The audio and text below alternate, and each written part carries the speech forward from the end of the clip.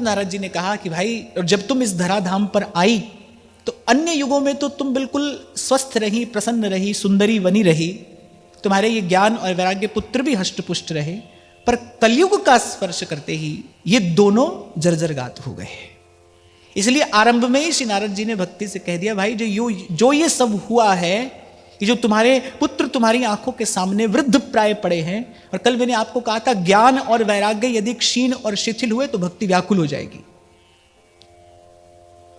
माता अपने पुत्र को रोगी देखकर चैन से नहीं बैठ सकती। ज्ञान और वैराग्य पुत्र हैं, और ज्ञान और वैराग्य यदि शिथिल पड़े तो भक्ति व्याकुल हो जाएगी। और भक्ति के व्याकुल होने का लक्षण क्या है? सेवा भी हो रही है, सुमिरन भी हो रहा है, लेकिन मन को आनंद नहीं है, मन बेचैन है, मन बार बार संसार की ओर छलांग लगाता है। इसका अर्थ क्या है? भक्ति व्याकुल है। और भक्ति व्याकुल क्यों है? ज्ञान और वैराग्य कहीं ना कहीं शिथिल पड़े हैं। कल बड़ी महत्वपूर्ण चर्चा यहां से हुई, और मैंने आपको यह भी निवेदन किया कि ज्ञान और वैराग्य अर्थात क्या? हमारे भाव के अनुकूल जो ज्ञान है, 5 बातों का ज्ञान, अपने इष्ट के स्वरूप का ज्ञान, अपने स्वरूप का ज्ञान, साधक तत्व का ज्ञान, बाधक तत्व का ज्ञान, और उपासना का फल क्या है उस वस्तु का ज्ञान। ये 5 बातों का ज्ञान हमको होना चाहिए। इसके अतिरिक्त हमें किसी ज्ञान की आवश्यकता नहीं है। हम कौन हैं, कैसे हैं, हमारे इष्ट का स्वरूप क्या है, हमारी उपासना में साधक क्या है, हमारी उपासना में बाधक क्या है, और हमारी उपासना की सिद्धि का फल क्या है। ये 5 बात का ज्ञान। और वैराग्य की परिभाषा तो मैं क्या दूं? वैराग्य की परिभाषा तो मीरा जी अपनी 2 पंक्तियों में देती हैं। बाला मैं तो बैरागण हूंगी, जिन भेसा मारा साहेब रीझ है, जिन भेसा मारा साहेब रीझ है, सोई भेस धरूंगी, मैं तो बैरागण हूंगी। बाला मैं तो बैरागण हूंगी। नारद जी ने कहा अब तुझे चिंता करने की आवश्यकता नहीं। कलिना सदृशः कोपि युगो नास्ति वरानने, तस्मिन् स्वां स्थापयिष्यामि गेहे गेहे जने जने। नारद जी ने कहा कि तू चिंता मत कर, इस कलयुग के समान दूसरा कोई युग नहीं है। अच्छा, नारद जी ने कलयुग के गुण और दोष दोनों को विचार कर ये बात कही है कि भाई कलयुग के जैसा और दूसरा कोई युग नहीं है। इसके दुर्गुण देखो तो भी इसके जैसा कोई दूसरा युग नहीं है, और कलयुग का गुण देखो तो भी इसके जैसा कोई दूसरा युग नहीं है। कहां सहस्रों सहस्रों वर्ष की तपस्या, यम नियम आसन प्राणायाम प्रत्याहार धारणा ध्यान, और फिर जाकर कहीं समाधि लगती है, और उस समाधि में भी कोई भगवान का दर्शन नहीं होता है। तभी श्री महाप्रभु कह रहे हैं, यो ब्रह्म रुद्र शुक नारद भीष्म मुख्यैरालक्षितो न सहसा पुरुषस्य तस्य। तभी रसखान कहते हैं, शेष महेश दिनेश गणेश दिन रैन रटें पे ध्यान न पावे। वो अनेक अनेक वर्षों का साधन, और वर्षों का क्या, जन्म जन्म मुनि जतन कराही, अनेक अनेक जन्मों का साधन, और वो भी उनको उस आनंद की उपलब्धि नहीं करा पाता। और यहां इस घोर कलिकाल में नाच गाए रास ही मिले, बस वृंदावन ध्यान। इसलिए भक्तमालकार कहते भाई कमल नयन बहुत कृपा करी, और जुगनते कमल नयन कलिजुग बहुत कृपा करी। भगवान ने बहुत कृपा कर दी, भगवान ने बड़ी अनुकूलता दे दी, बड़ा सहज कर दिया भगवान ने स्वयं से मिलना। बस सिमर सिमर नर उतर ही पारा, रटते रटते पार हो जाए कोई भव से, ऐसी व्यवस्था भगवान ने कर दी। नाम नामकारी बहुधा निज सर्वशक्ति तत्रार्पिता नियमितः स्मरणे न कालः। और फिर श्री नारद जी ने कहा कि और मेरा संकल्प है कि इस युग में गेहे गेहे जने जने, मैं घर घर में, मैं मन मन में तेरा मंदिर बनाऊंगा। और मुझे ऐसा लगता है कि साधु का, संत का वास्तविक कार्य यही है कि वो मन को मंदिर बनाए। नारद जी ने कहा ये मेरा संकल्प है, मैं इस युग में घर घर में, जन जन के मन मन में मैं तेरी स्थापना करूंगा। और नारद जी के इसी संकल्प का दर्शन करके भगवान कहते हैं, मोते अधिक संत करी लेखा। इसीलिए गोस्वामी जी ने कहा, मोरे मन प्रभु अस विश्वासा,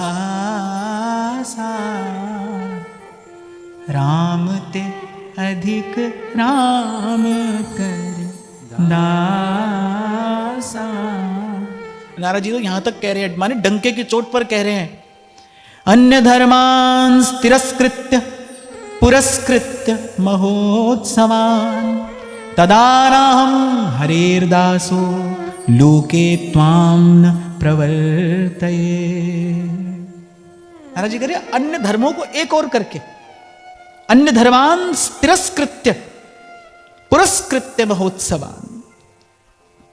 महाराज जी कह रहे अन्य सब धर्मों को एक और करके और बड़े आदर से, बड़े गौरव से इस युग में यदि मैंने तेरी प्रतिष्ठा नहीं की तो मैं हरि का दास नहीं। नारद जी कह रहे ऐसा मेरा संकल्प है। ठीक है, समय तो खराब है, समय तो बड़ा विपरीत है, विकृत है। इसीलिए आरंभ में मैंने आपको कहा भाई सब अशुद्ध हो गया। अरे और क्या कहें, हवा पानी अशुद्ध है, अन्न जल अशुद्ध हो गया, सब तो अशुद्ध हो गया। तो विचार में और संस्कार में शुद्धि आए कहां से? इस बात का विचार करना चाहिए, कहां से आ जाएगी शुद्धि? जो खा रहे हैं वो अशुद्ध है, जिस वायु में श्वास ले रहे हैं वो वायु अशुद्ध है, जो जल पी रहे हैं वो जल अशुद्ध है। तो शुद्धि कहां से आए? इसलिए महापुरुषों ने बहुत विचारा और इस विषय में तो सभी सयाने एक मत है। यहां पर आकर कोई किसी भी मत का, किसी भी विचार का, किसी भी संप्रदाय का हो, पर यहां पर आकर सब संत एक मत हैं कि सब है रोग की औषध नाम, सब है रोग की औषध नाम। ब्रह्म ऋषि स्वामी श्री सत्यानंद जी महाराज कहते हैं कि वृद्धि आस्तिक भाव की, शुभ मंगल संचार और अभ्युदय सद्धर्म का राम नाम विस्तार। केवल नामाश्रय से आस्तिक भाव की वृद्धि होगी।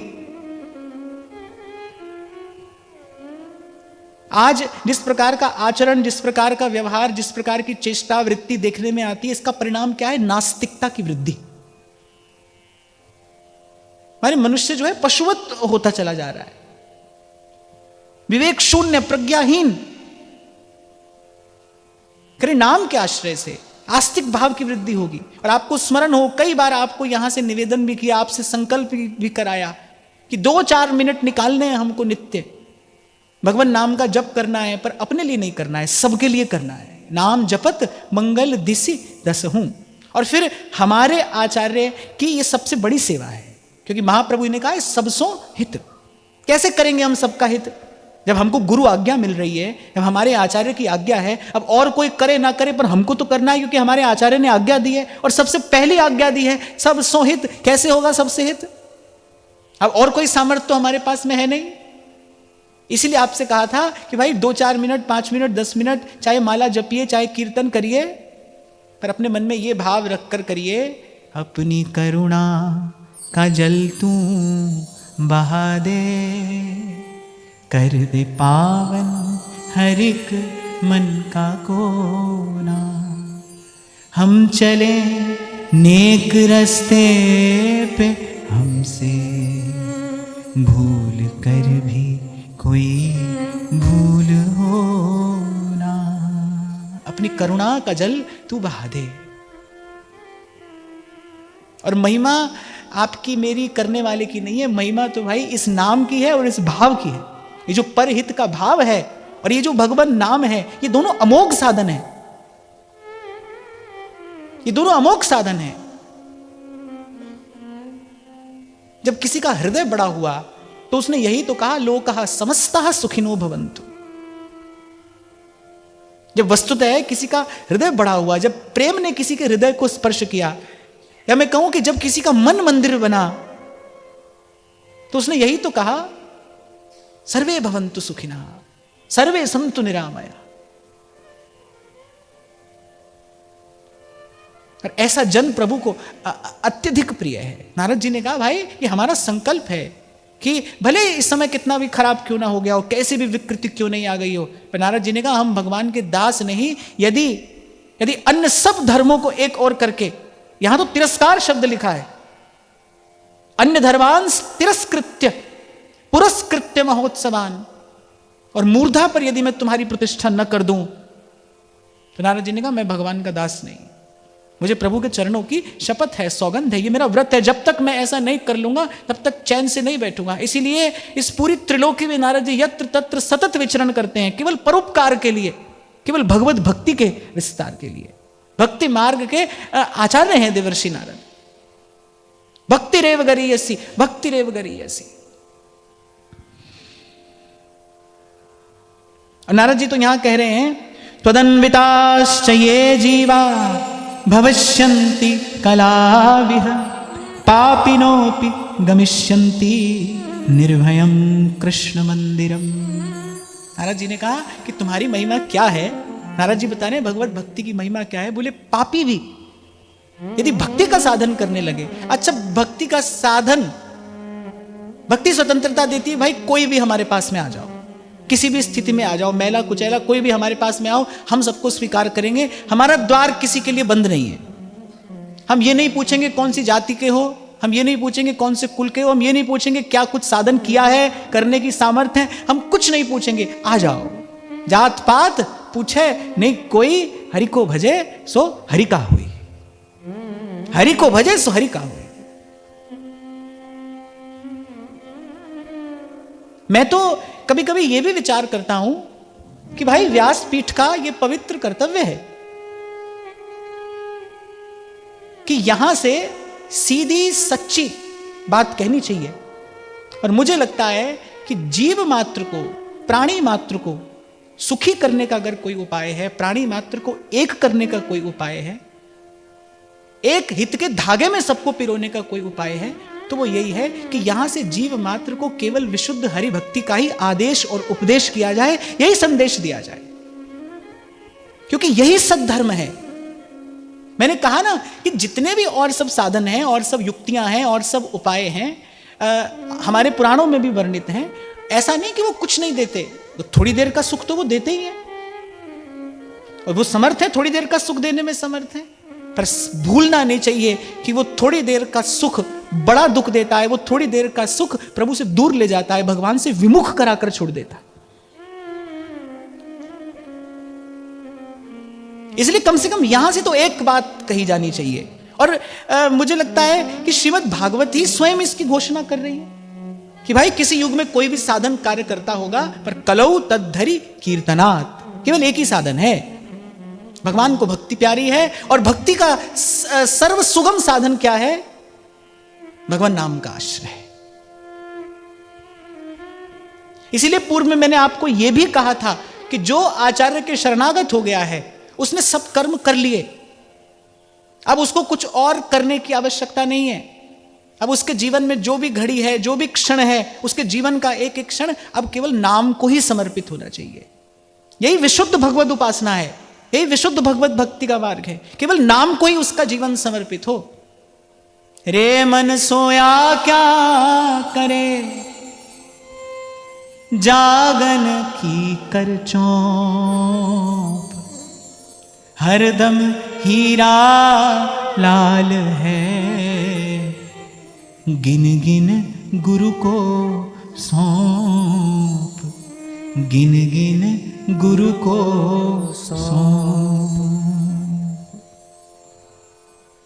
नारद जी कह रहे हैं कलयुग में तो जो जीव तुमसे युक्त होगा, बोले वो पापी भी हो यदि, तो भी बेखटके भगवान के धाम में पहुंच जाएगा।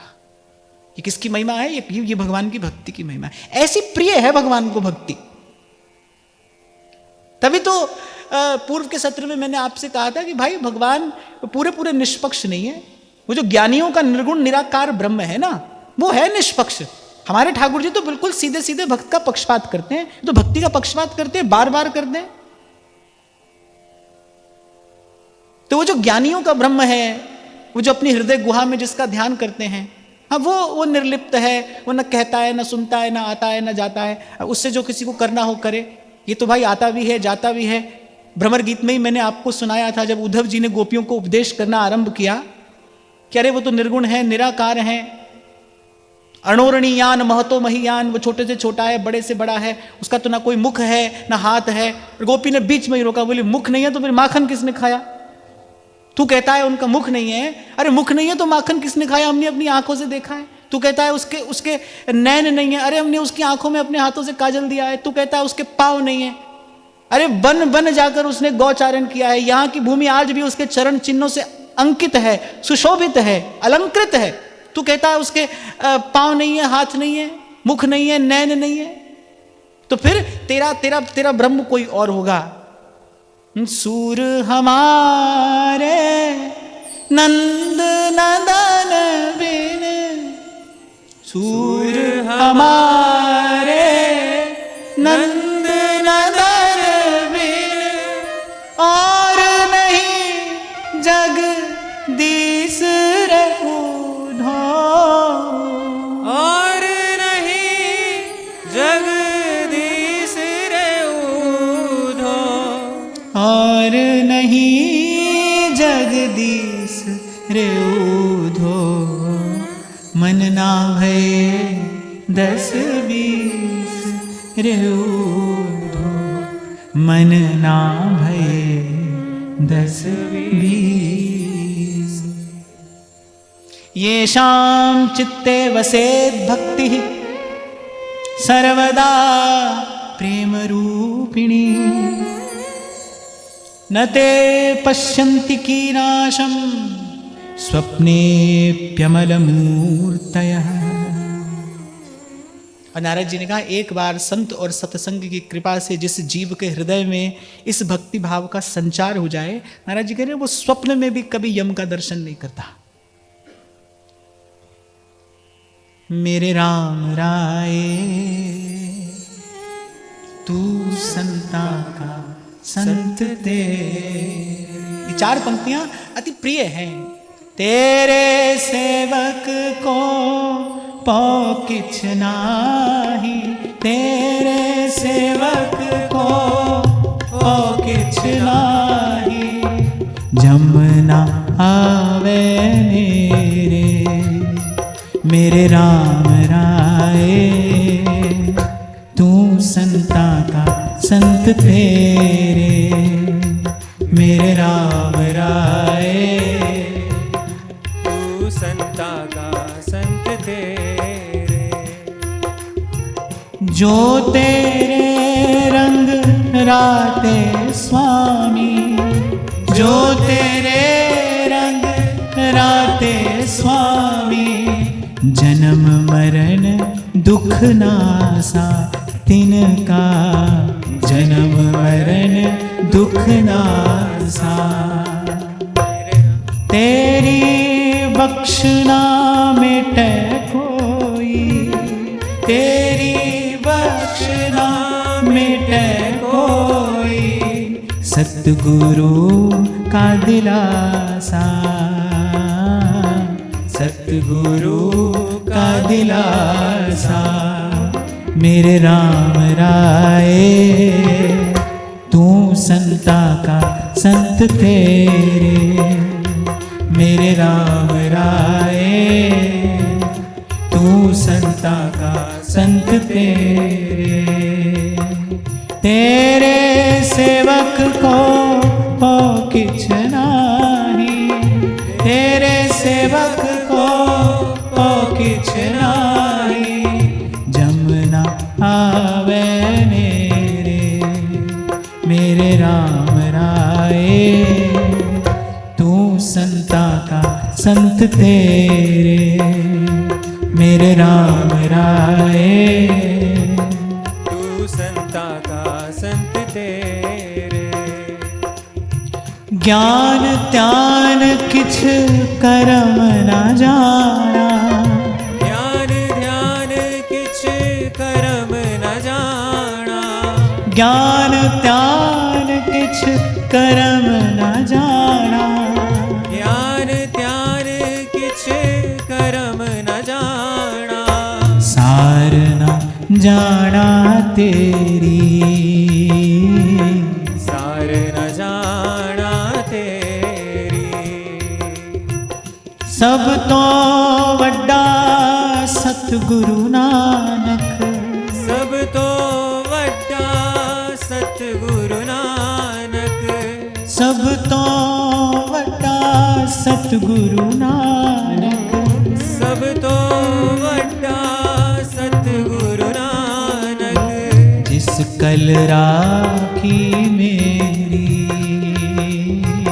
जिस कल राखी मेरी, मेरे राम राय तू संता का संत तेरे, मेरे राम राय तू संता का संत तेरे, तेरे सेवक को पौ किछ नाही, तेरे सेवक को पौ किछ नाही, तेरे सेवक को पौ किछ नाही, तेरे सेवक को पौ किछ नाही, जमुना आवे नेरे,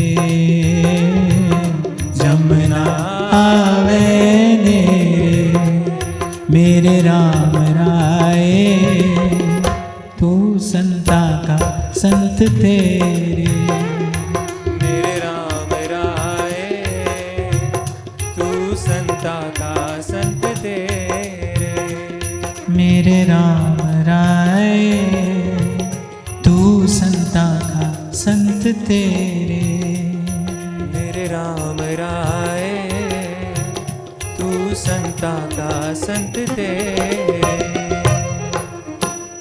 न प्रेतो न पिशाचो वा राक्षसो वा सुरोऽपि वा भक्तियुक्त मनस्कानां स्पर्शनेन प्रभुर्भवे।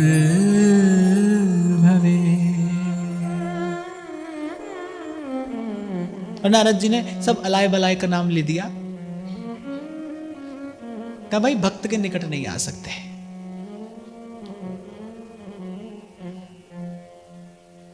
इसीलिए कम से कम जिसके जीवन में भगवान का नाम है, जिसके जीवन में प्रभु की सेवा है, तुलसी की कंठी धारण करता है, मस्तक पर वैष्णव तिलक लगाता है, कम से कम उसको तो कभी ऐसी चर्चा पर भी ध्यान नहीं देना चाहिए। इधर उधर भटकना ये तो व्यभिचार है, पर वैष्णव को, भक्त को तो ऐसा विचार भी अपने मन में नहीं आने देना चाहिए।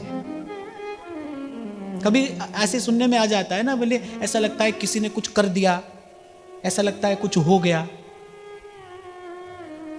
भाई जो करेगा वो भरेगा भी और मरेगा भी। पर भक्त को, वैष्णव को प्रयास पूर्वक ऐसे शब्द भी अपने कान में नहीं जाने देने चाहिए।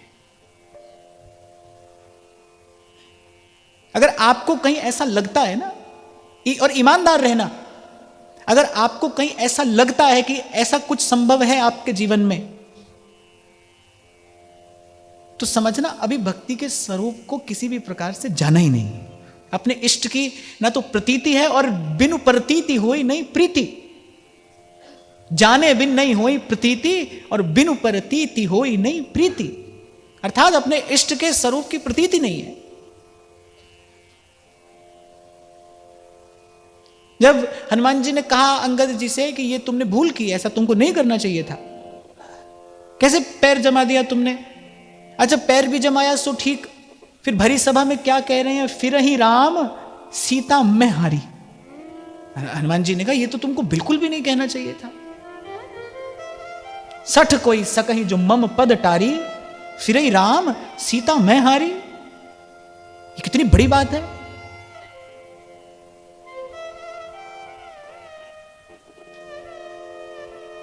तो अंगद जी ने कहा कि आप मेरी ओर देख रहे हैं इसलिए ऐसा कह रहे हैं। अंगद जी ने श्री हनुमान जी को कहा आप मेरी ओर देख रहे हैं इसलिए ऐसा कह रहे हैं। मैं प्रभु श्री राम की ओर देखकर वो कह आया जो मैंने सभा में कहा था। अपनी ओर नहीं देखा मैंने प्रभु श्री राम की ओर देखा, जिनका नाम लेकर आप 100 योजन का समुद्र लांग गए थे। मैंने तो श्री रघुवीर के प्रताप का आश्रय लेकर उस सभा में ये बात कही, अपनी ओर नहीं देखा मैंने। गोस्वामी जी लिखते हैं ना, श्री रघुवीर प्रताप ते सिंधु तरे पाषाण, श्री रघुवीर प्रताप ते। तो अंगद जी ने अपनी ओर नहीं देखा है, तो अब ये मेरे इष्ट की महिमा है, ये तो श्री राम जी की महिमा है, ये तो श्री राम का प्रताप है, श्री रघुवीर प्रताप ते। और सेवक जी महाराज एक बात कहते हैं, चेताते हैं कि पर्यो प्रवाह काल के कदापि छूटी है नहीं, श्री व्यास नंदन नाम जो प्रतीति सोना रटते। यद्यपि नाम की रटन नाम का जब तो प्रीति से होता है, अब सेवक जी को प्रीति सोना जब पही ये कहना चाहिए था, पर कह प्रतीति सोना रटते ही। हमको पता हो हमारे इष्ट की महिमा क्या है, और यदि अपने इष्ट की महिमा का ज्ञान हो तो कि इस प्रकार का भय क्या किसी भी प्रकार मन में आ सकता है? नहीं आ सकता। क्या इस प्रकार का, और मैं इसको विचार नहीं करूंगा, मैं तो इसको विकार कहूंगा, इस प्रकार का विकार मन में आ सकता है? नहीं आ सकता। मैं ये नहीं कह रहा भूत प्रेत पिशाच बैताल नहीं होते, सब होते हैं। गीता में भगवान ने कहा है जो भूतों को भजते हैं वो भूतों को पाते हैं, तो भगवान ने कहा है तो होते हैं, तभी तो कहा। तो मैं ये नहीं कह रहा भूत प्रेत पिशाच बैताल नहीं होते, पर मैं ये कह रहा हूं कि भक्ति युक्त मनस्का नाम स्पर्शने न प्रभुर भवेत। भक्त का स्पर्श नहीं कर सकते, भक्त के सन्मुख नहीं आ सकते।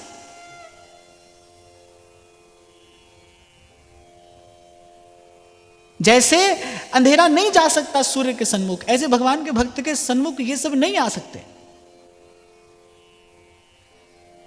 अरे भक्तमाल जी में प्रसंग आता है, भक्त के तेज से तो आकाश में विचरण करने वाली देवी जल उठी।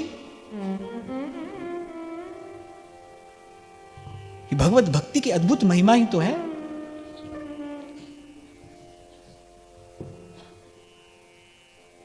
पर बंदा मौज न ले वहीं चूक चाकरी माही।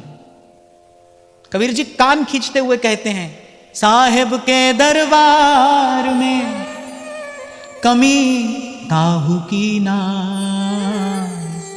बंदा मौज न ले वहीं चूक चाकरी मार। इसलिए कल मैंने कहा था कि कल जो चर्चा हुई वो बड़ी महत्वपूर्ण चर्चा है, बड़ी गंभीर चर्चा है, उसका बार बार चिंतन करना चाहिए। ज्ञान और वैराग्य शिथिल हुए तो भक्ति व्याकुल हो जाएगी, दुर्बल हो जाएगी।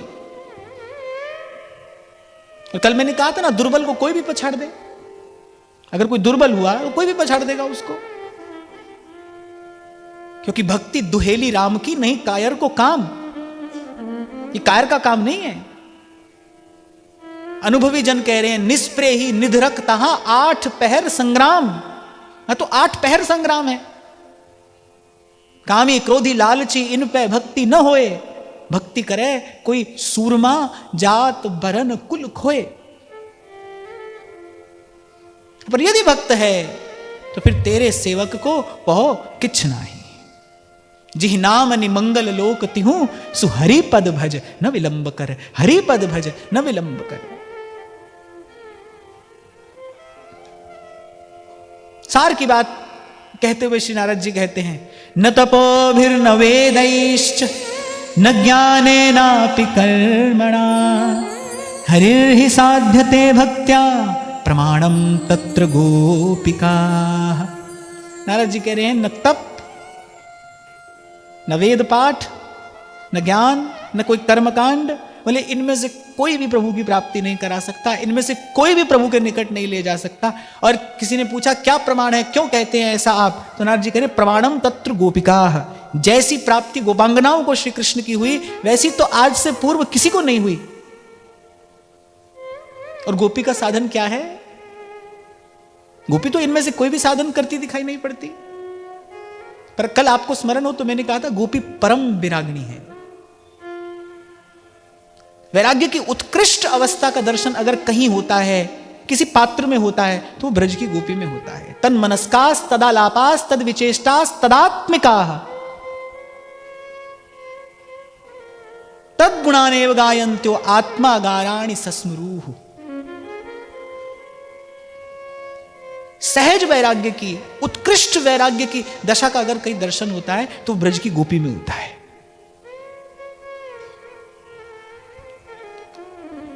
नृणाम जन्म सहस्रेण भक्तौ प्रीतिर्हि जायते कलौ भक्तिः कलौ भक्तिर् भक्त्या कृष्ण पुरः स्थितः। और नारद जी ने कहा कि ये सहज सी सरल सी प्रतीत होने वाली भक्ति सहजता और सरलता से मिलती नहीं है। अनेक अनेक जन्मों का पुण्य जब संचित होता है, सत्पुरुषों की कृपा होती है, महज्जनों का अनुग्रह होता है, तब जीव के हृदय में इस विशुद्ध भक्ति भाव का प्राकट्य होता है, स्फूर्त होती है ये भावना। और फिर कह रहे हैं नारद जी, कलौ भक्ति ही, कलौ भक्ति ही। कोई और साधन न करना भाई, किसी और साधन में अपना मन चित्त न लगाना, ये अवसर चूक जाएगा, ये अवसर चूक जाएगा। साधन विधि कछु बने न कली जुग, साधन विधि कछु बने न कली जुग। मुख सो हरि हरि कहिए, हरि के नाम भरोसे रहिए, हरि के नाम भरोसे रहिए। ना तो हम में वैसी सामर्थ्य है और ना उसकी कोई आवश्यकता भी है। सामर्थ्य भी नहीं है और आवश्यकता भी नहीं है, क्योंकि उससे प्रयोजन की सिद्धि नहीं है, उससे प्रयोजन की सिद्धि नहीं है। और मैं तो पहले भी आपसे कह चुका, एक स्थान पर आपको जाना हो, कोई आपको मार्ग बताए, भाई थोड़ा सीधा जाना, फिर दाएं मुड़ना, फिर थोड़ा आगे चल के बाएं मुड़ जाना, फिर और थोड़ा सीधा जाना तो फिर दाएं मुड़ोगे और फिर आगे एक बायां मोड़ आ जाएगा, और फिर कोई एक बताए बोले ये मार्ग जाता है, बस सीधे चलते जाना, पहुंच जाओगे। तो किस मार्ग पर चलने में बुद्धिमानी है? सीधा मार्ग लेना चाहिए, सीधा सीधा मार्ग है। हाँ, पर सीधे मार्ग पर ये कुटिल जीव सीधा चल नहीं पाता। मार्ग तो बड़ा सीधा है, जीव कुटिल है, इसकी चाल टेढ़ी है, ये सीधा चल नहीं पाता। सीधा मार्ग तो संत कह रहे हैं कि हीरा पाया गांठ गठी आया, अब बार बार वाको क्यों खोले। तभी कल मैं आपसे कह रहा था भाई कि ये जो आपका मेरा मिलना है ना, वो इतना ही आवश्यक भी है और इतना ही पर्याप्त भी है, इससे अधिक की आवश्यकता नहीं है। सुन लिया यहां से, अब जाइए अपने साधन में लगिए, साधन में लगिए, समय कम है। और दूर नगरी, बड़ी दूर नगरी, समय कम है, जाना बड़ी दूर है, वो घर बड़ी दूर है, अनेक अनेक पड़ाव आएंगे, कुछ लुभावने होंगे, कुछ भयावने होंगे, उन सबको पार करते हुए वहां जाना है। इसलिए मेरे महाप्रभु कह रहे हैं, न विलंब कर, अब और देर मत करिए, हरि पद भज न विलंब कर। बहुत गई थोड़ी रही और सो बीती जाए। बहुत गई थोड़ी रही और सो बीती जाए, ये भी जा रही है। कल कहा था मैंने आपसे, ये जो घड़ी की टिक टिक है, ये क्या बता रही है? समय जा रहा है ना, ना जीवन जा रहा है। समय नहीं जा रहा है, जीवन जा रहा है, समय ही जीवन है। इसलिए मानुष को तन पाए भजो ब्रजनाथ को, दर भी लेके मूढ़ जरावत हाथ को। महाप्रभु कह रहे हैं, अरे मनुष्य का शरीर पाके फिर वही सुख दुख पा रहा है, दर भी लेके मूढ़ जरावत हाथ को। मानुष को तन पाए भजो ब्रजनाथ को।